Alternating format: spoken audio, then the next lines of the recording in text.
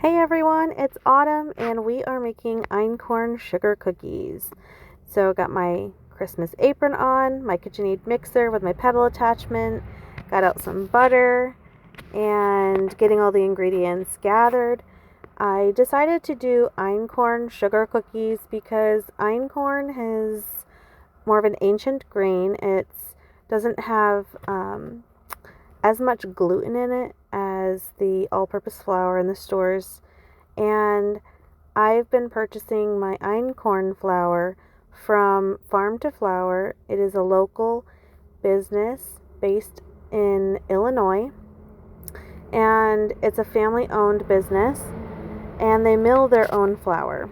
And so I purchased 2 5-pound bags and have subscribed to their membership so that I can have that sent to me every month for a fee.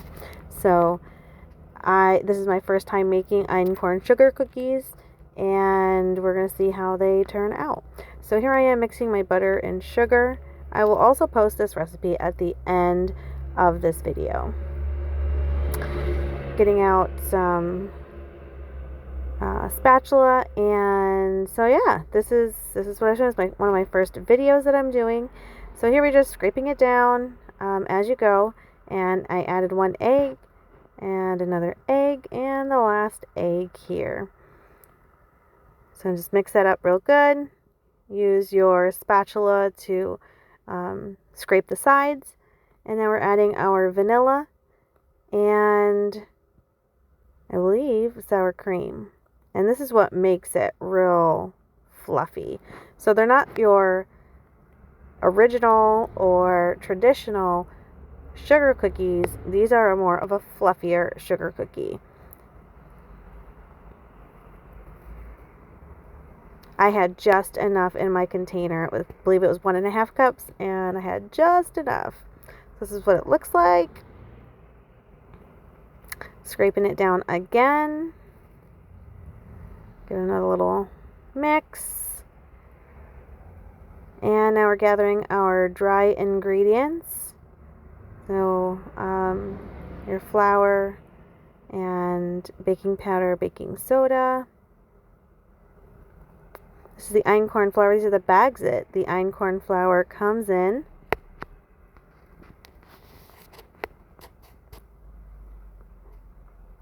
So scoop it up here. And those are actually, it's 1 teaspoon each, but I had a half teaspoon because I used my teaspoon for the vanilla. So you just mix that with that all together. And I slowly added it in by spoonfuls until it is all mixed in.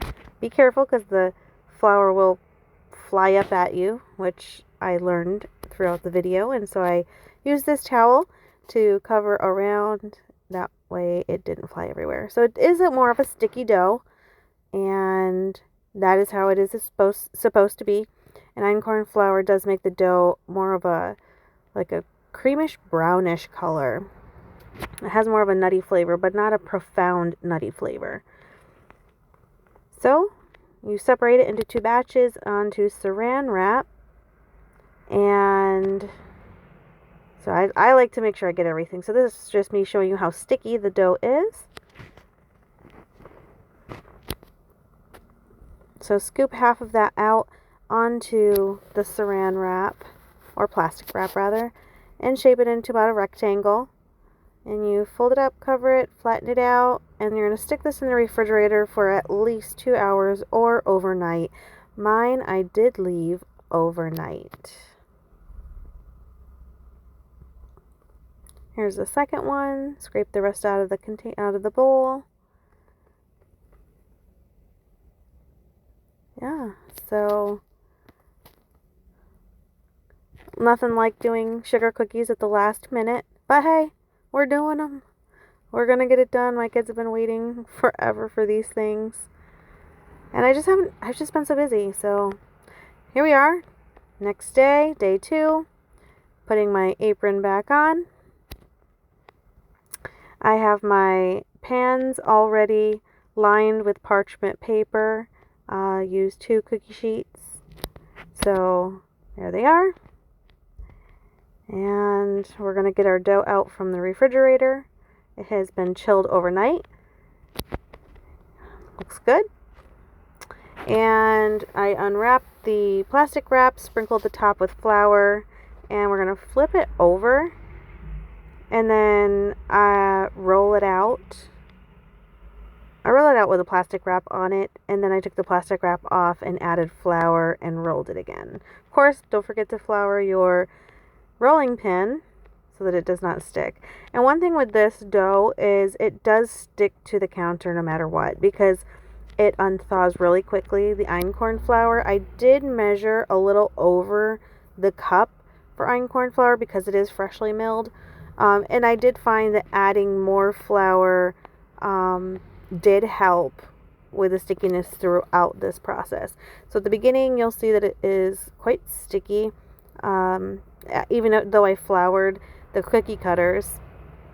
But adding the flour as I went did help. So I think it just needed a little bit more of the einkorn flour.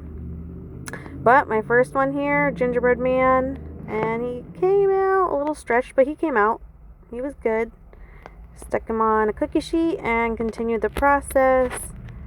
I did not count how many cookies it made, but it made quite a few. I would say at least maybe 5 dozen. So this also, don't put them this close together because they kind of melted into one another. They didn't melt, they baked into one another. Geez, I can't talk. So, little one wanted to help cut out some cookies. I don't know where she disappeared to, but then she came back and ended up doing some.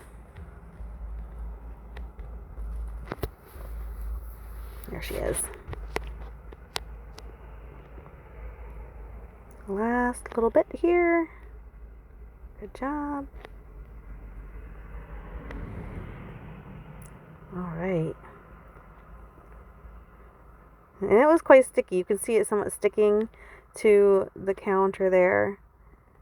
And rolling it out again.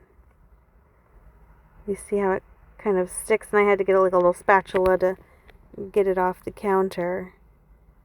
I did find that I had to put, after putting them on the cookie sheet, to put them into the freezer just for a minute or two to harden up a little bit before putting them into the oven. And the ones that I had too close together, I also put them in the freezer and moved them around and put some on a separate baking sheet so that they weren't so close together and spread into each other.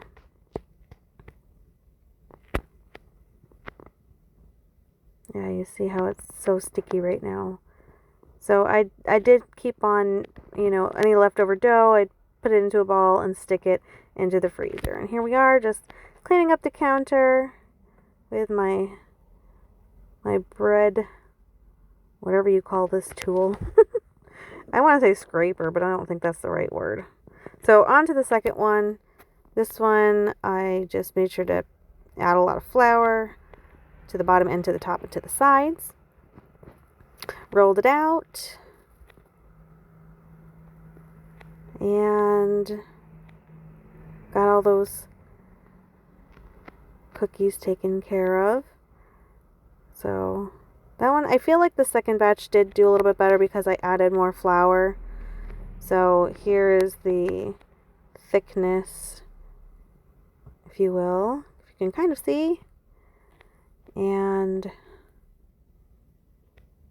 these are the cookies. See how some of them did run into each other and were connected. But that's okay. We're still going to use them. They're still tasting good. But you see how puffy they are. They came out really good. I did taste test one. Very delicious. So good. And even better when we get the frosting on them. Hope you guys enjoyed this recipe. Like, subscribe, follow for more.